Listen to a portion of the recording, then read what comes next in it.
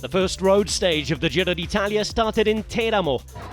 The Giro D'Italia returning after a few years to the city in northern Abruzzo before heading south towards San Salvo Marina for the stage 2.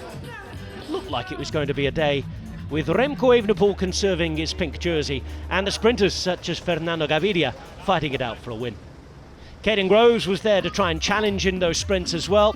Mark Cavendish, a 16-time stage winner and a former winner in Teramo, setting off from the town in which he won a stage in 2011. Geraint Thomas, Remco Evenepoel and the rest were all ready for a 202-kilometre journey heading towards San Salvo Marina. A one-star stage, one of the easiest stages, on paper at least, with a couple of fourth category climbs, 2 intermediate sprints, a brief trip inland, and 1,800 metres of climbing over the course of the day.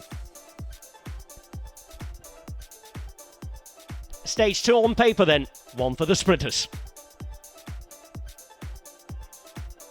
An easy break went with the first few pedal strokes. 4 riders to go away.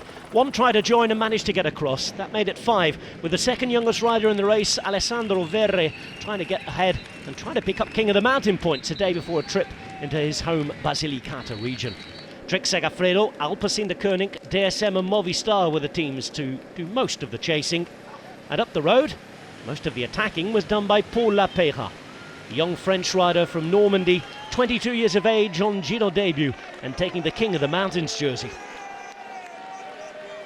A big effort on that first climb to Silvi Paese meant that Alessandro Verre was sent back to the peloton.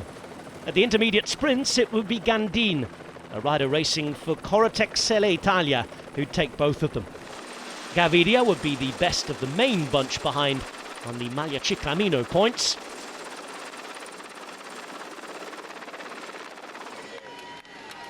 When it came to the sprint in Chieti,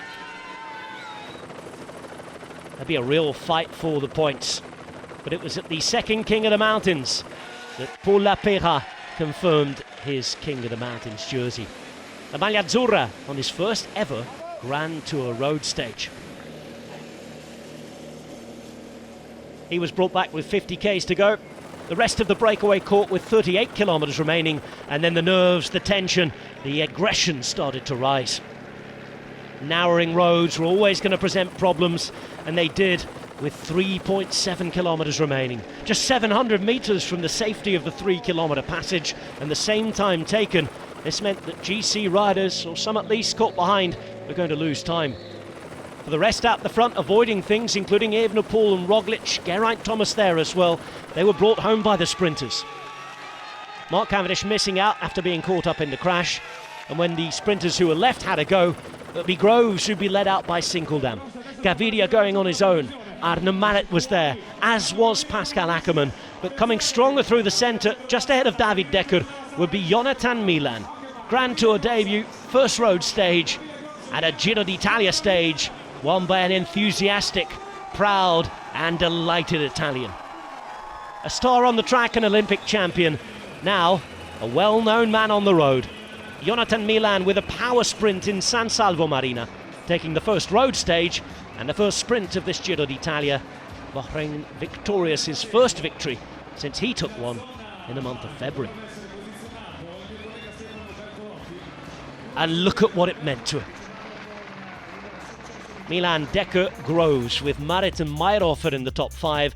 Ackermann, Gaviria, Bonifacio, Stewart and Matthews rounding out the top 10 on a crash-affected stage 2. Evenepoel remained in the pink jersey. His lead very much the same, 22 seconds, heading over the second place rider who remained Filippo Ganna. Ganna there at 22, Almeida at 29, Geoghegan Hart losing time, dropping from 4th to 8th, McNulty and Vine also dropping a place each as Vlasov moved up into 7th place. Lapeyra, the new King of the Mountains, heading into stage 3. Ajay Désert having won the jersey a couple of years ago. And going now into stage 3, could well be a sprint again, but a harder day in question. A 3-star stage heading down from Abruzzo into Puglia and then to Basilicata. The first intermediate sprint of the day coming at Foggia, then 2 categorised climbs. Bonus sprint towards the end with seconds on offer in the general classification as well. And then the possible sprint finish after a long day, 213 kilometres in the saddle between Vasto and Melfi. As always, you can catch every stage of the Giro D'Italia across the WDB Sports platforms on Eurosport, Discovery Plus and GCN Plus.